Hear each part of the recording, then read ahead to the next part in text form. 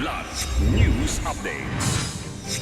Mga balita ngayon, mga armas, pampasabog at kagamitang pandigma na recover ng militar at pulisya sa Masbate.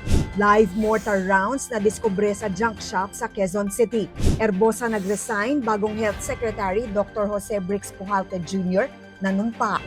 Ako po si Cesar Soriano para ihatid ang mga nangunang balita sa buong kapuluan.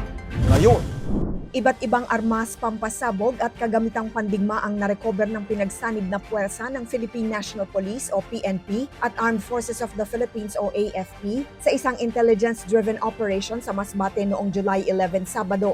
Ayon sa pulisya, ginawa ang operasyon matapos makatanggap ng impormasyon mula sa isang confidential informant.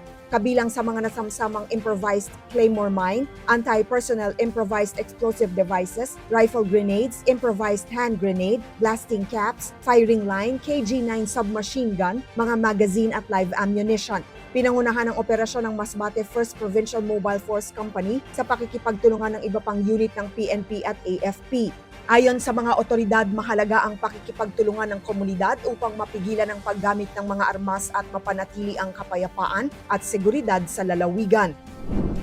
7 live 60mm high explosive mortar rounds ang ligtas na narecover ng Quezon City Police District o QCPD matapos madiskubre sa isang junk shop sa barangay Bagong Buhay Project 4 nitong July 12 linggo.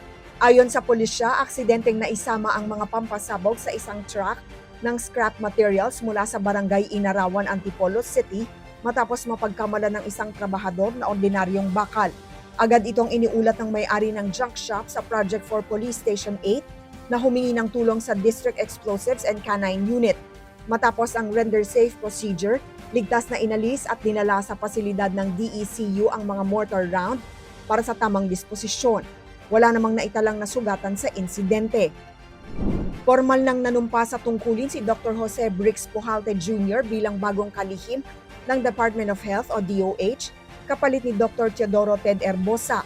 Si Pujalte ay isang veteranong orthopedic surgeon at dating direktor ng Philippine Orthopedic Center na mahigit 30 taon nang naglilingkod sa pampublikong sektor ng kalusugan.